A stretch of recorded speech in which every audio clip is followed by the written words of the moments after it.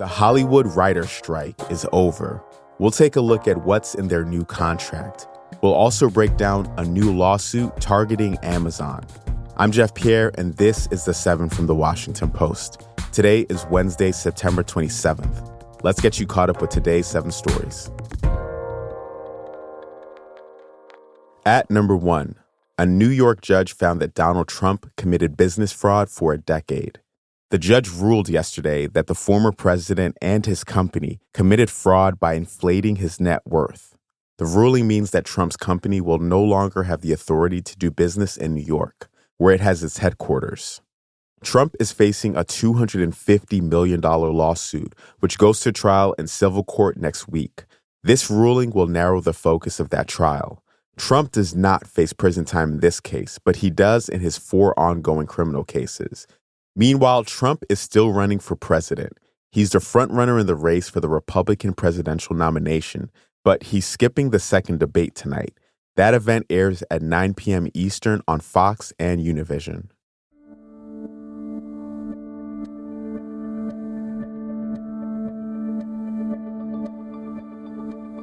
The Senate moved forward on a deal to avert a government shutdown. That's our second story this morning. The deal came together last night. It would fund the government for 6 weeks. Without additional funding, the government will shut down at 12:01 a.m. on Sunday. The short-term funding bill includes additional money for domestic disaster relief and for Ukraine, which has been a sticking point among some Republicans in the House. It still needs to clear a final vote in the Senate. Then it faces an uncertain future in the House, so the path toward avoiding a shutdown is still unclear. A shutdown could wreak havoc on federally funded programs, including some Medicare services and even passport operations.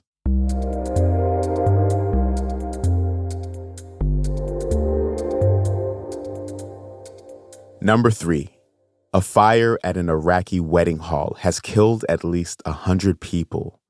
The fire was apparently started by fireworks that accompanied the celebration in northern Iraq last night. At least 150 people were injured. Footage from the wedding hall showed flaming debris falling from above as guests ran to escape. Local media reported that the hall was covered in flammable panels. It collapsed under the heat of the blaze. The government has ordered an investigation into the causes of the fire.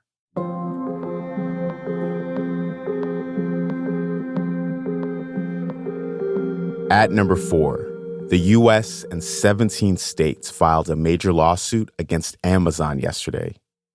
The Federal Trade Commission said Amazon is an illegal monopoly. The company was accused of abusing its power to squeeze merchants and thwart rivals. The lawsuit claims this has led to higher prices and lower quality goods for the millions of Americans who shop on Amazon. This lawsuit is the biggest regulatory threat to Amazon in its nearly 30-year history. The FTC didn't immediately say how it might want a court to fix Amazon's alleged illegal actions. One potential fix includes breaking the company into parts. It could also be forced to change how it does business. A disclaimer here, Amazon founder Jeff Bezos owns the Post, and our interim CEO sits on Amazon's board.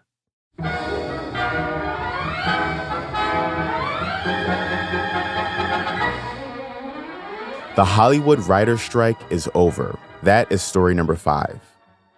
The Writers Guild of America's leadership voted to end their strike starting today. It means that members can return to work while they wait to vote to approve their new contract next week. After nearly 5 months of picketing, strikers reflected on the WGA's long walkout.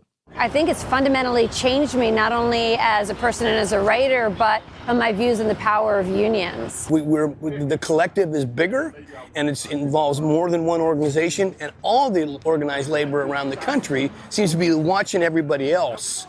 So it's a labor movement. It's a labor movement like what happened in the early 20th century. It feels like it's a resurrection of that.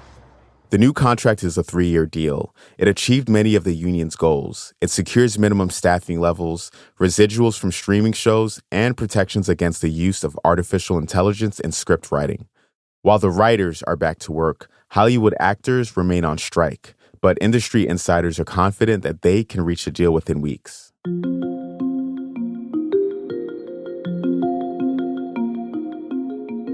At number 6, we remember Baltimore baseball legend Brooks Robinson, who died yesterday.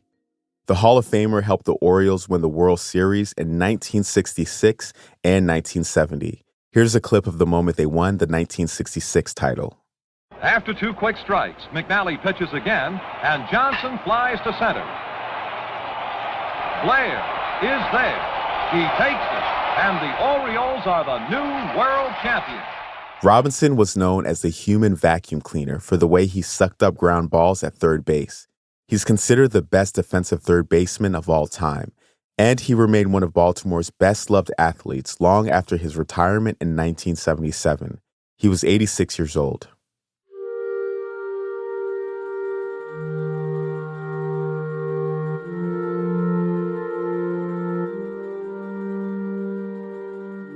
And our last story today, number 7. A NASA astronaut is returning to Earth after a record 371 days in space. Frank Rubio originally planned to spend 6 months on the International Space Station, but that time was doubled after a coolant leak was discovered on the spacecraft that was originally meant to bring him home. NASA and Russia's space agency had to send a replacement. In over a year in space, Rubio orbited the Earth 5,963 times. He passed the time by growing tomatoes and conducting extra experiments about the effects of long-term spaceflight on the human body. His mission set the record for the longest continuous spaceflight by an American. Rubio is expecting to land in Kazakhstan around 7 a.m. Eastern. After that, he'll finally get to see his family again. He said he's looking forward to relaxing in his quiet backyard in Miami.